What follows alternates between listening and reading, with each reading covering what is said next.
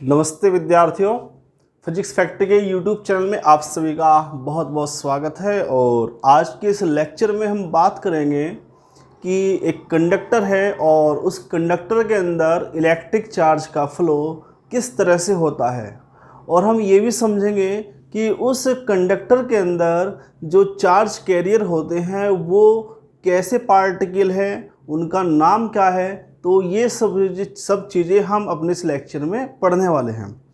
तो आइए शुरू करते हैं। तो आज का हमारा टॉपिक है mechanism of the flow of electric charge in a conductor, और इसको हम दो पार्ट में पढ़ेंगे। तो पहला केस है हमारा फॉर एन आइसोलेटेड कंडक्टर। ये मेरे पास एक कंडक्टर है और ये आइसोलेट तब होता है जब मैं इस कंडक्टर का किसी एक्सटर्नल सर्किट से, किसी एक्सटर्नल सेल से कोई भी कनेक्शन नहीं यूज करता हूँ। तो मैं इसको किसी भी सेल से नहीं जोड़ने वाला, किसी भी एक्सटर्नल एजेंसी से मैं इसको कनेक्ट नहीं करने वाला। तो ये एक सिंपली एक आइसोलेटेड कंडक्टर है। तो उसके बारे में समझेंगे कि इसमें करंट का फ्लो या चार्ज का फ्लो कैसे होगा या फिर नहीं होगा। तो देखिए, ये मेरे पास एक कंडक्टर है। तो सबसे पहले हम समझेंगे कि इसमें चार्ज का फ्लो या चार्ज कैरियर कैसे पार्टिकल होते हैं। हमें पता है कि कोई भी मैटर या कोई भी कंडक्टर या किसी भी तरह का जो मटेरियल होता है वो सब एटम से मिलके बना होता है। और एटम के अंदर क्या होता है, न्यूक्लियस, जिस पर पॉजिटिव चार्ज कॉन्सेंट्रेट होता है, और इसके अराउंड क्या होते हैं, नेगेटिव इलेक्ट्रॉन्स। और ये सभी इलेक्ट्रॉन्स इस न्यूक्लियस के अराउंड मूवमेंट करते रहते हैं।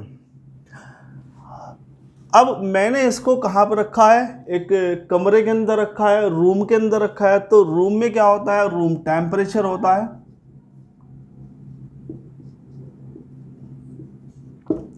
तो रूम टेम्परेचर पे क्या रहेगा कि जो इस एटम के जो बाहर वाली सेल के, आउटर मोस्ट सेल के जो इलेक्ट्रॉन हैं वो इस रूम टेम्परेचर पर थर्मल एनर्जी को गेन करते हैं।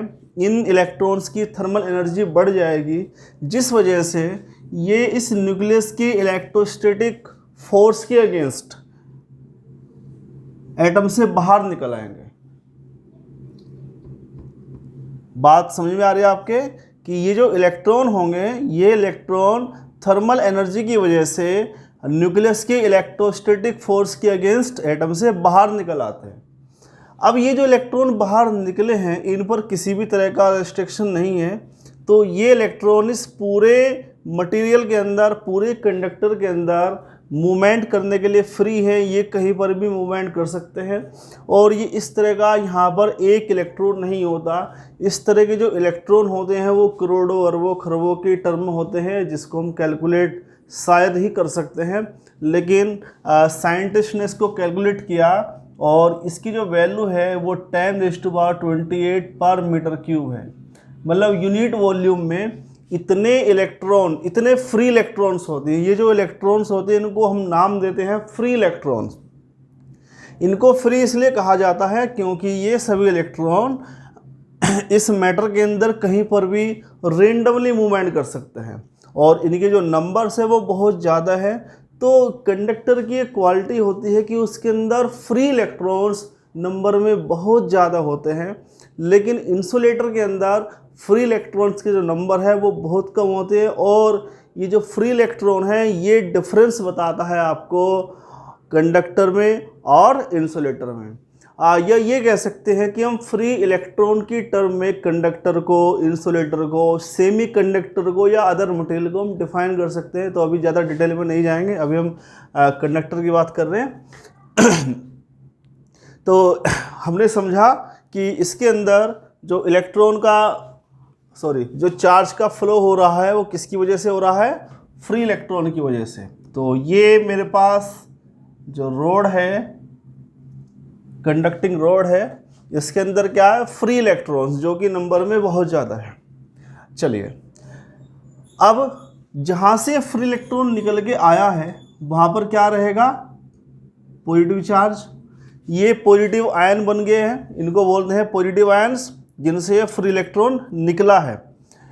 अब इस पूरे कंडक्टर के अंदर दो तरह के चार्ज पार्टिकल है, चार्ज पार्टिकल नहीं कह सकते, एक चार्ज पार्टिकल है। जो नेगेटिव चार्ज है, जिस पर नेगेटिव चार्ज है वो तो नेगेटिव चार्ज पार्टिकल है, और जिस पर पॉजिटिव चार्ज है उसको हम बोलेंगे पॉजिटिव आयन। जो ये नेगेटिव चार्ज पार्टिकल है, इलेक्ट्रॉन है, इसका मास बहुत कम होता है और इसका मास इसके कंपैरिजन बहुत ज़्यादा होता है।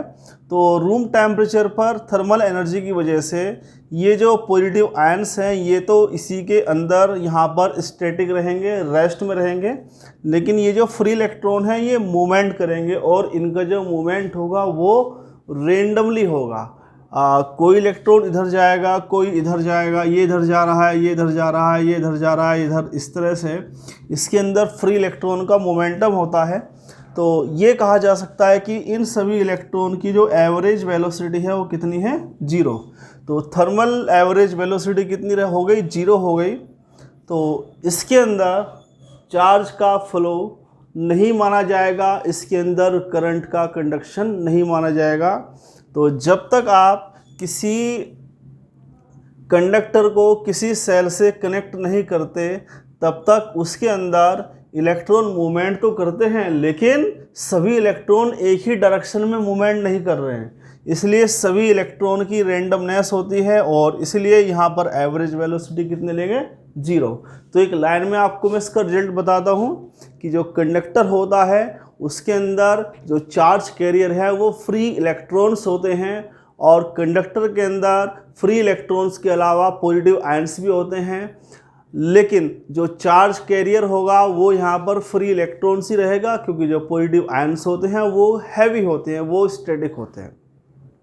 और जब तक आप इस कंडक्टर के एक्रॉस वोल्टेज अप्लाई नहीं करते, इसको किसी सेल से कनेक्ट नहीं करते, तब तक इसके जो इलेक्ट्रॉन हैं उनमें रेंडमनेस बनी रहेगी और जिस वजह से इनकी एवरेज वेलोसिटी 0 रहेगी और इसके अंदर इलेक्ट्रिक करंट का कंडक्शन 0 माना जाएगा। यहाँ पर किसी भी तरह की कोई करंट फ्लो नहीं कर रही है, तो I = 0।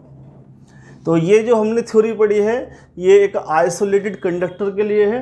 अब हम बात करेंगे कि जब आप किसी कंडक्टर को किसी सेल से कनेक्ट करते हैं तो उसके अंदर चार्ज का फ्लो किस तरह से होगा और उसके अंदर करंट किस तरह से आएगी। तो सेकंड पॉइंट है हमारा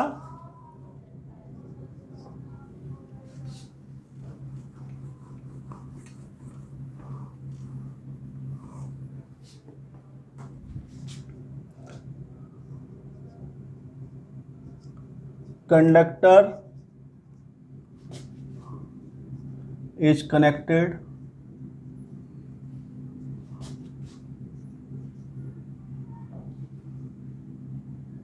to a cell। कंडक्टर को एक सेल से कनेक्ट किया हुआ है।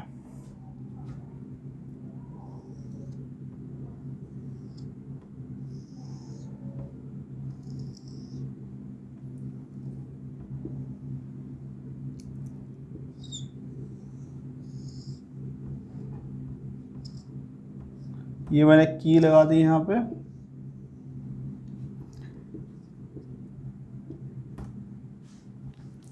तो देखिएगा कि अभी मेरे पास ये कंडक्टर है और मैंने इसके अक्रॉस एक सेल को कनेक्ट किया है और सेल का जो पोटेंशियल डिफरेंस है वो V है, ये की है।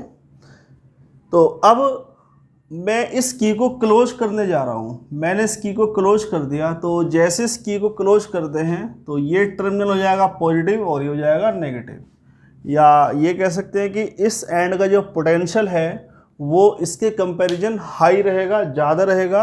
ये हायर पोटेंशियल एंड है और ये लोअर पोटेंशियल एंड है। अब इसके अक्रॉस एक इलेक्ट्रिक फील्ड भी यहाँ पर डेवलप होगा। तो ये जो इलेक्ट्रिक फील्ड है ये इस कंडक्टर के अंदर होगा। और अगर हम बात करें इलेक्ट्रोस्टैटिक की, तो इलेक्ट्रोस्टैटिक में मैंने आपको ये बताया कि जो कंडक्टर होता है उसके अंदर इलेक्ट्रिक फील्ड 0 होता है, उसके अंदर इलेक्ट्रिक फील्ड लाइंस एंटर नहीं कर पाती। लेकिन यहाँ पे मैं कह रहा हूँ कि इसके अंदर इलेक्ट्रिक फील्ड आएगा, वो इसलिए क्योंकि दोनों केस डिफरेंट है। जो इलेक्ट्रोस्टैटिक का केस है वहाँ पर जो कंडक्टर था उसको मैंने किसी सेल से कनेक्ट नहीं किया, तो वो एक आइसोलेटेड कंडक्टर था जिसका किसी एक्सटर्नल सेल से, किसी एक्सटर्नल सर्किट से कोई फिजिकल कनेक्शन नहीं है। लेकिन यहाँ पर जो कंडक्टर है इसका एक एक्सटर्नल सेल से फिजिकल कनेक्शन है, इसीलिए इसके अंदर इलेक्ट्रिक फील्ड आएगा। तो याद रखेंगे, अगर कोई कंडक्टर आइसोलेटेड नहीं होता, उसको किसी सेल से आपने कनेक्ट कर दिया है, तो उसके अंदर इलेक्ट्रिक फील्ड डेवलप हो जाता है। तो ये इलेक्ट्रिक फील्ड की डायरेक्शन रहेगी हायर टू लोअर पोटेंशियल। अब इसके अंदर जो फ्री इलेक्ट्रॉन है और ये है पॉजिटिव आयन, जो फ्री इलेक्ट्रॉन होंगे उन पर इस इलेक्ट्रिक फील्ड की वजह से एक फोर्स लगेगा, आप सभी जानते हैं, जिसको हम इलेक्ट्रिक फोर्स बोलते हैं। और ये जो इलेक्ट्रिक फोर्स रहेगा एफ ई इक्वल कितना रहेगा, वैसे तो Q इंटू ई होता है, लेकिन यहाँ पे चलिए अभी Q लिख देता हूँ। Q कितना रहता है, इलेक्ट्रॉन का चार्ज, उसको हम E लिखते हैं। तो F इक्वल कितना हो जाएगा, ये E इंटू ई। तो ये जो फ्री इलेक्ट्रॉन होंगे इन पर इतना फोर्स एक्सर्ट होगा, और इस फोर्स की जो डायरेक्शन है वो रहेगी एंड ए की ओर, हायर पोटेंशियल एंड की ओर। इसी तरह से जो ये पॉजिटिव आयंस होते हैं इन पर भी फोर्स लगेगा, और इन पर जो फोर्स लगेगा वो इस नेगेटिव एंड की ओर लगेगा, बट ये स्टैटिक रहेंगे क्योंकि इनका मास बहुत ज़्यादा होता है इसके कंपैरिजन। तो ये यहाँ पर स्टैटिक रहेंगे। तो मूवमेंट कौन करेगा, मूवमेंट करेंगे फ्री इलेक्ट्रॉन। अब जो रेंडमनेस थी कि कोई इलेक्ट्रॉन इधर जा रहा है, कोई इलेक्ट्रॉन इधर जा रहा है, वो रेंडमनेस अब कम हो गई, और इन सभी इलेक्ट्रॉनों पर एक फोर्स लगा है, इलेक्ट्रिक फोर्स, जो कि एक ही डायरेक्शन में है, पॉजिटिव एंड की ओर है। तो अब हुआ क्या कि ये इलेक्ट्रॉन इस हायर पोटेंशियल एंड की ओर आएंगे, इसकी ओर मूवमेंट करेंगे। लेकिन क्या इलेक्ट्रॉन के लिए रास्ता खुला है, इलेक्ट्रॉन यहाँ से चलेगा और यहाँ पहुँच जाएगा डायरेक्ट? ऐसा नहीं होने वाला। वो इसलिए नहीं होगा क्योंकि रास्ते में क्या है, रास्ते में पॉजिटिव आयंस हैं, कुछ एटम्स भी होंगे, कुछ इलेक्ट्रॉन्स और भी रहेंगे, क्योंकि इलेक्ट्रॉन की रेंडमनेस कम हुई है, ख़त्म नहीं हुई है। तो जो इलेक्ट्रॉन इधर की ओर आ रहा है वो रास्ते में पॉजिटिव आयन से या इलेक्ट्रॉन से या एटम से कोलाइड करेगा, कोलाइजन इसका होगा। और जैसे इलेक्ट्रॉन का कोलाइजन होगा उसकी जो स्पीड है वो जीरो हो जाएगी, वो रुक जाएगा। तो कंडीशन क्या रहेगी, देखिएगा कि ये इलेक्ट्रॉन अगर यहाँ से चल रहा है, अभी इसकी स्पीड कितनी है, कुछ है वी यू या वी मान लीजिए। तो जैसे ही इस इलेक्ट्रॉन का 1 मिनट,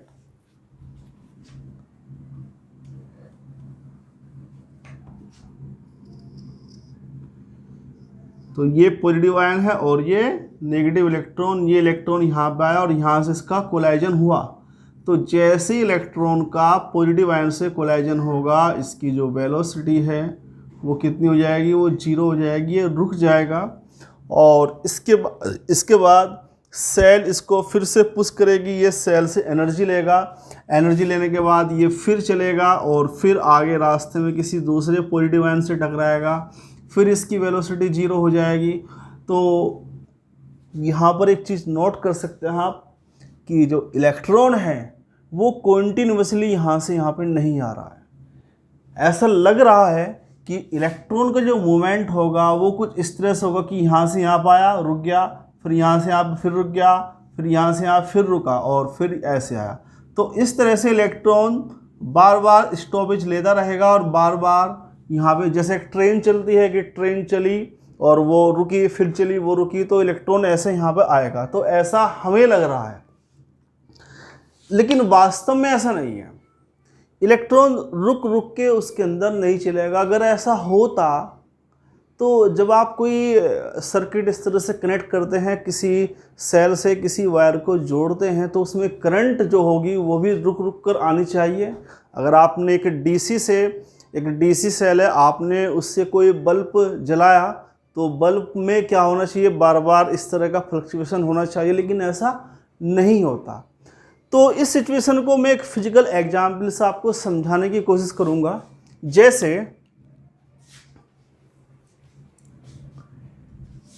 ये होता है, हमारे पास स्टेयर होती है, घर में जो जीना बना हुआ है स्टेयर होती है। आपने यहाँ से एक बॉल ली, उस बॉल पे थोड़ा हल्का सा फोर्स आपने लगाया और ये बॉल यहाँ से यहाँ पे आके गिर गई। तो अभी इस बॉल में जो वेलोसिटी थी वो कितनी थी, क्योंकि ये बॉल यहाँ से, अगर यहाँ की बात करें तो यो यहाँ से रेस्ट में स्टार्ट होती है, तो इसकी जो वेलोसिटी है वो कितनी है, वो 0 है।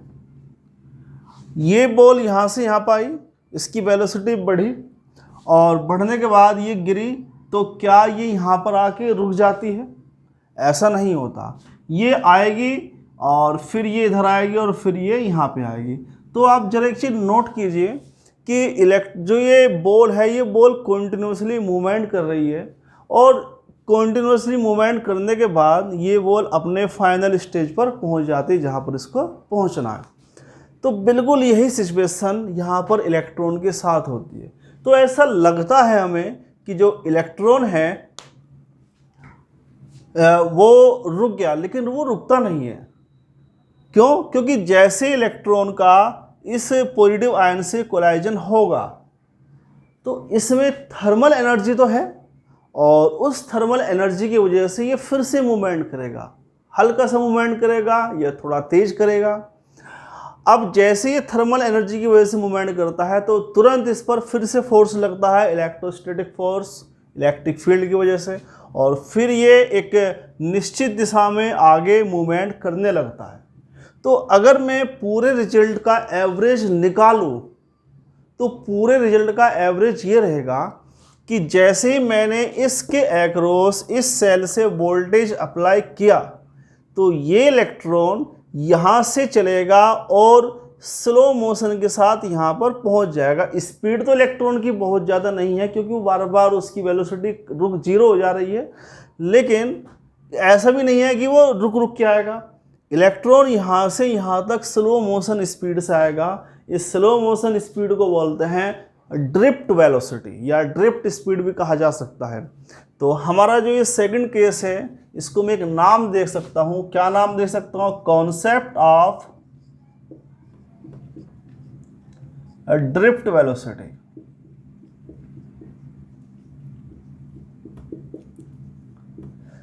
तो जब आपने किसी कंडक्टर को एक सेल से कनेक्ट किया है तो वहाँ पर एक नया कॉन्सेप्ट हम पढ़ते हैं ड्रिफ्ट वेलोसिटी का। और ड्रिफ्ट वेलोसिटी मैंने आपको बताई कि जब आप इसके अक्रॉस एक सेल से वोल्टेज अप्लाई करेंगे तो इस कंडक्टर के free electron lower potential and से हायर पोटेंशियल एंड की ओर मूवमेंट करते हैं। और किस तरह से मूवमेंट करेंगे ये मैकेनिज्म मैंने आपको अच्छे से समझा दिया है। तो जिस वेलोसिटी के साथ ये free electron higher potential end की ओर मूवमेंट करेंगे उस वेलोसिटी को बोलते हैं ड्रिफ्ट वेलोसिटी।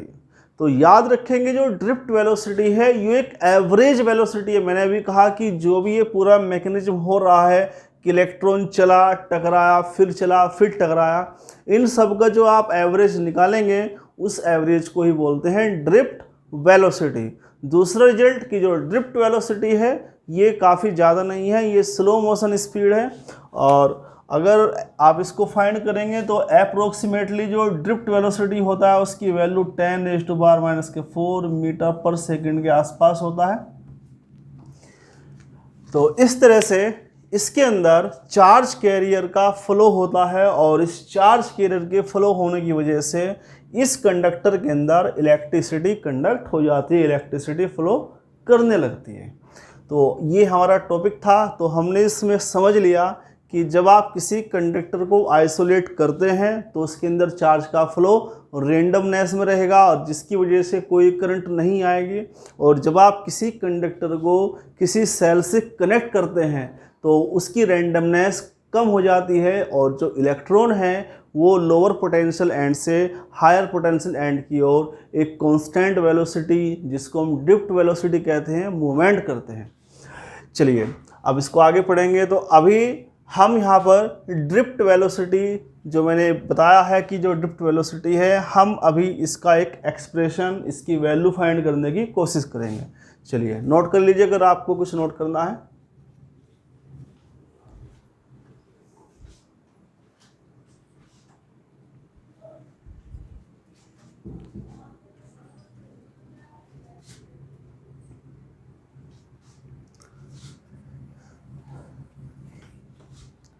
चलिए अब इसका हम एक्सप्रेशन फाइंड करेंगे ड्रिफ्ट वेलोसिटी का।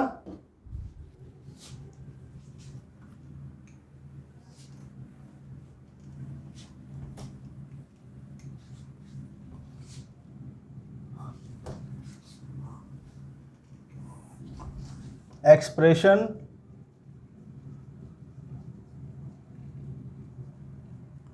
Of drift velocity.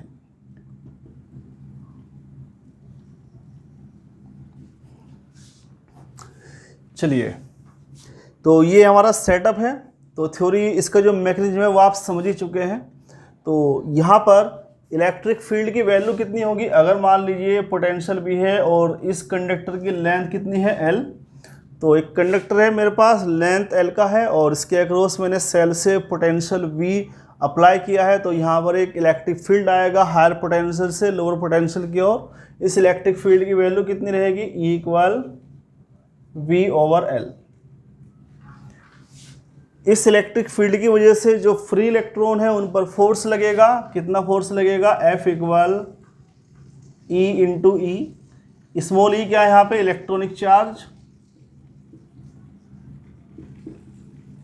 Electronic charge electric force की जो डायरेक्शन है वो इलेक्ट्रिक फील्ड के अपोजिट है। तो इसलिए मैं यहाँ पर अगर इसको मैं वेक्टर फॉर्म में लिखता हूँ तो यहाँ पे मैं एक नेगेटिव साइन का यूज करूँगा। ये नेगेटिव साइन आपको बताएगा कि जो इलेक्ट्रिक फोर्स है वो इलेक्ट्रिक फील्ड के जस्ट अपोजिट है। जब फोर्स की बात करते हैं तो एक्सीलरेशन की बात की जाती है। तो इलेक्ट्रॉन पर कितना एक्सीलरेशन होगा, A इक्वल फोर्स ओवर मास। तो कितना रहेगा, माइनस के small E capital E over M। ये इक्वेशन फर्स्ट हो गई, इक्वेशन 1।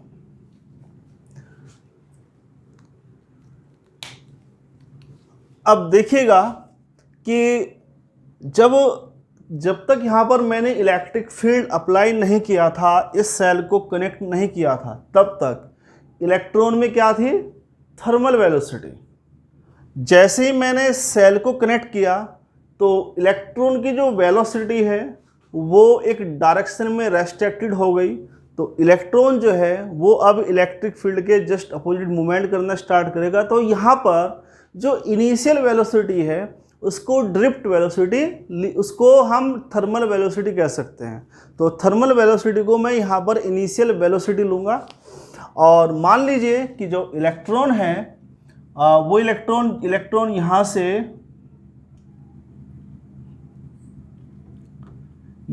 यहाँ पर इलेक्ट्रॉन की जो स्पीड है वो कितनी है, U है, थर्मल स्पीड। और मैंने फील्ड अप्लाई किया तो इलेक्ट्रॉन यहाँ से यहाँ तक आया और इसको जैसे ही इससे टकराएगा तो टकराने से पहले इसकी कुछ स्पीड रही होगी, उसको मैं नाम दे देता हूँ V।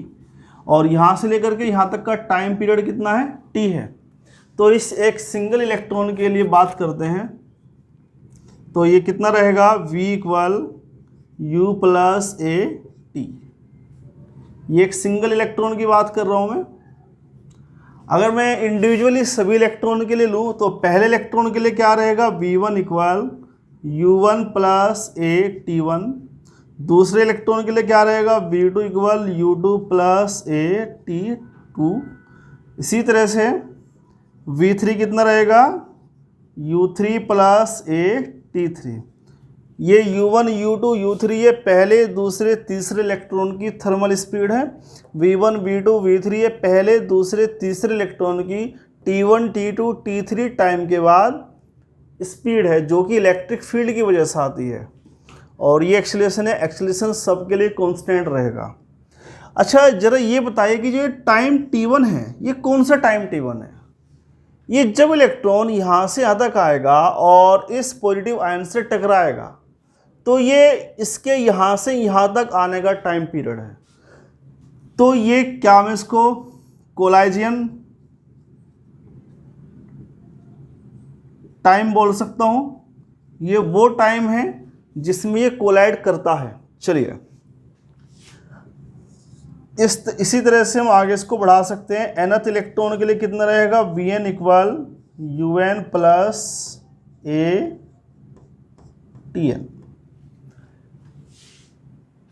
अब मैं इन सभी इलेक्ट्रॉनों की स्पीड का एवरेज निकालूंगा, और मैंने आपको स्टार्टिंग में बताया कि जो एवरेज होता है यही क्या है, यही ड्रिफ्ट वेलोसिटी है। तो ड्रिफ्ट वेलोसिटी क्या रहेगी, ड्रिफ्ट वेलोसिटी Vd इक्वल ये हो जाएगा V1 plus V2 plus V3, और अगर यहाँ पे n इलेक्ट्रॉन है तो Vn ओवर n। जरा इनकी वैल्यू पुट करेंगे, नोट कर लीजिए।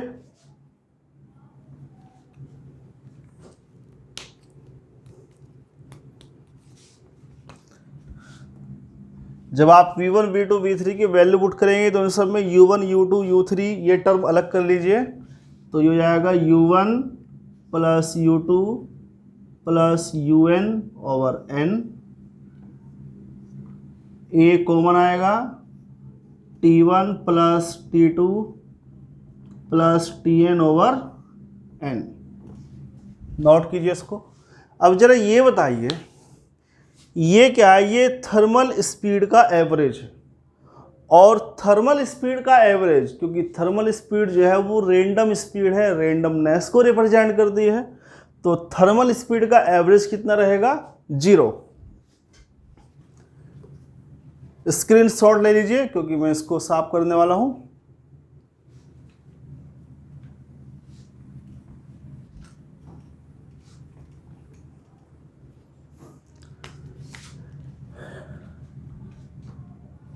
U1 प्लस U2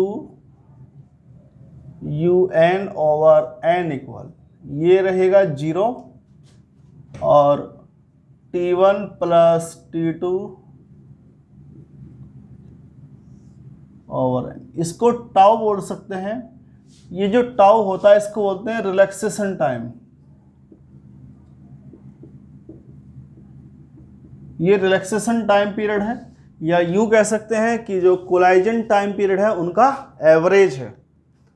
तो ये वैल्यू यहाँ पुट करेंगे तो drift velocity Vd equal A tau, और A की वैल्यू कितनी है, अभी इक्वेशन फर्स्ट से हमने देखा कि जो A है वो निकाला था कितना, small e capital E over m। तो ये ड्रिफ्ट वेलोसिटी आ गई। ये जो एक्सप्रेशन है वो ये अभी मैंने आपको बताया था, A कितना था, minus E capital E over m। तो ये जो एक्सप्रेशन है ये ड्रिफ्ट वेलोसिटी का एक्सप्रेशन है, minus E capital E over m into tau. ये इलेक्ट्रॉनिक चार्ज है, ये इलेक्ट्रॉनिक मास है, और ये रिलैक्सेशन टाइम है या कोलाइजन टाइम पीरियड का एवरेज है, और ये E इलेक्ट्रिक फील्ड है।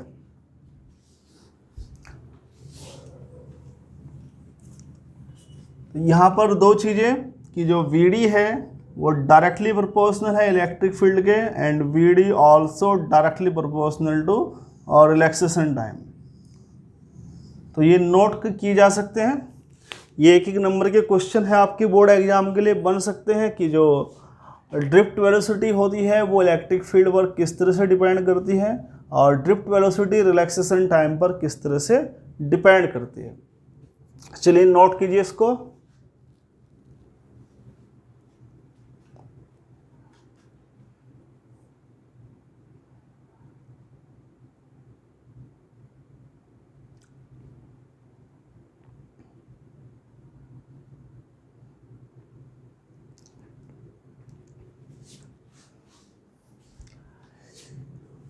चलिए हो गया है सबका।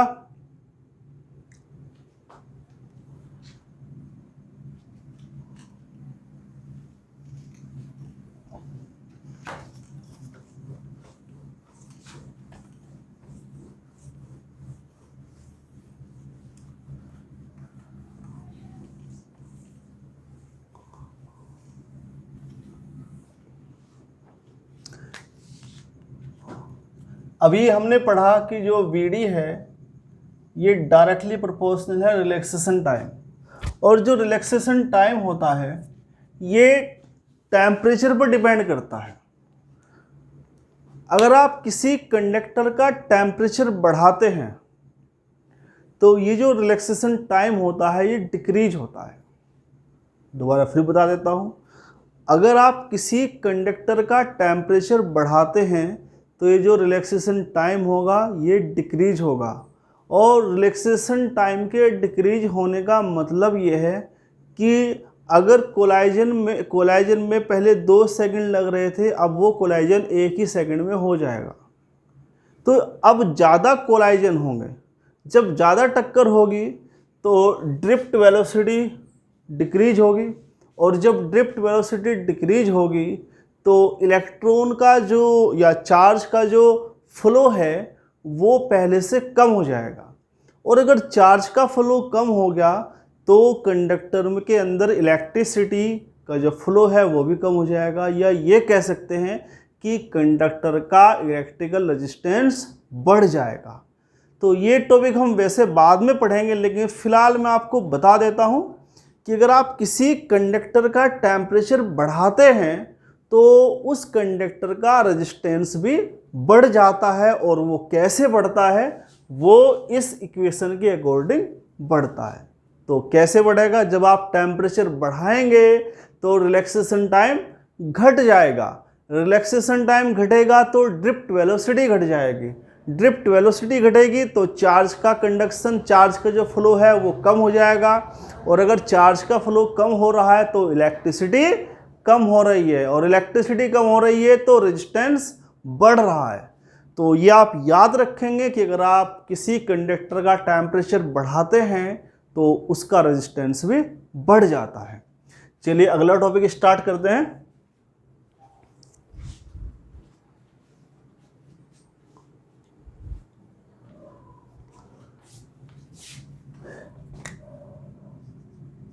तो मैंने आपको भी ये बताया VD directly proportional to tau. हमारा जो नेक्स्ट टॉपिक है यह है relation between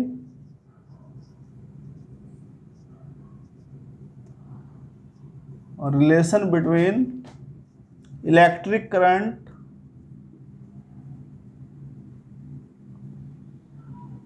and drift velocity.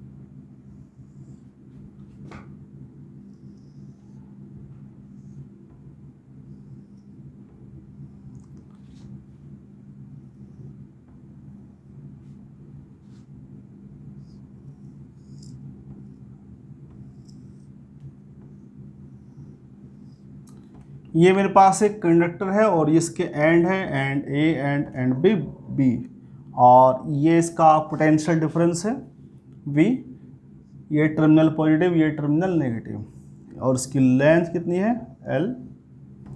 और जैसे मैं इन्हें यहाँ पे सेल को कनेक्ट किया है तो उसके अंदर एक इलेक्ट्रिक फील्ड आएगा हायर पोटेंशियल से लोअर पोटेंशियल की ओर। इसके जो फ्री इलेक्ट्रॉन है वो ड्रिफ्ट वेलोसिटी से हायर पोटेंशियल एंड की ओर मूवमेंट करेंगे। तो यहाँ पर इलेक्ट्रिक फील्ड की वैल्यू कितनी रहेगी, इलेक्ट्रिक फील्ड होता है E = V/L। मान लीजिए कि जो स्मॉल n है ये क्या है, number of free electron per unit volume,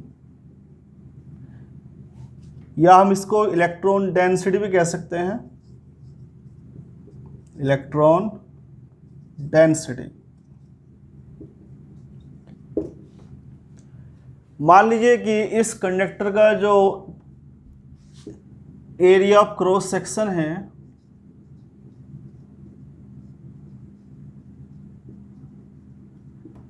वो कितना है, वो है A।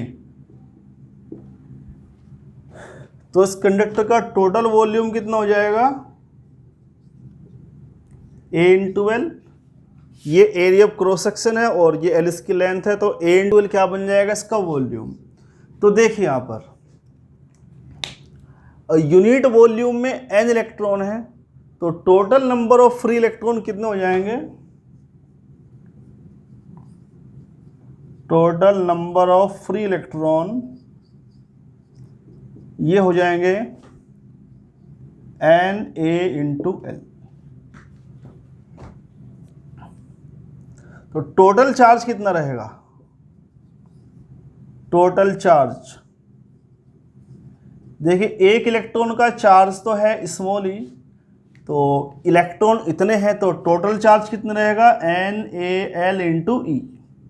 ये टोटल चार्ज है जो कि इस कंडक्टर के अंदर फ्लो करेगा या कर रहा है। अब देखिए कि ये चार्ज यहाँ से यहाँ तक फ्लो करेगा। जब ये चार्ज यहाँ से यहाँ तक फ्लो करेगा तो इससे करंट कंडक्ट होगी, इसके अंदर इलेक्ट्रिसिटी आएगी। तो इस चार्ज को यहाँ से यहाँ तक फ्लो करने में कितना टाइम पीरियड लगता है, टेकन टाइम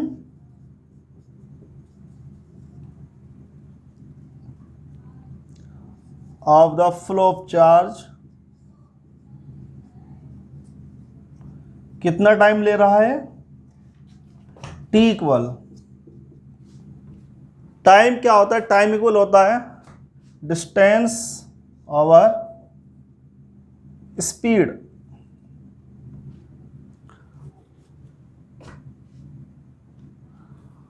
ये नोट कर लीजिए यहां तक।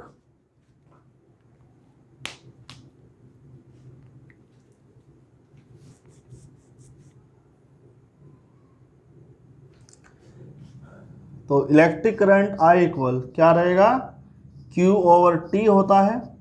Q कितना है NaL इंटू ई, और T कितना है, T है L ओवर VD। तो फाइनली क्या रहेगा ये I इक्वल L से L कैंसिल हो जाएगा NeA VD।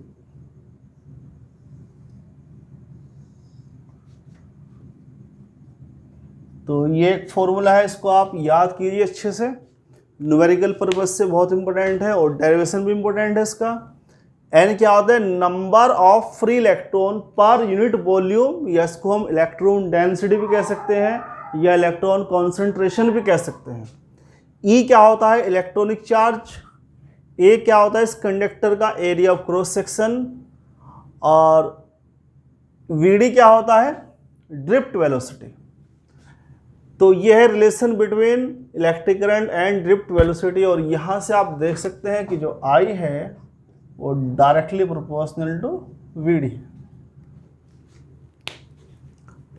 इसको थोड़ा एक्सटेंड कर सकते हैं यहीं से,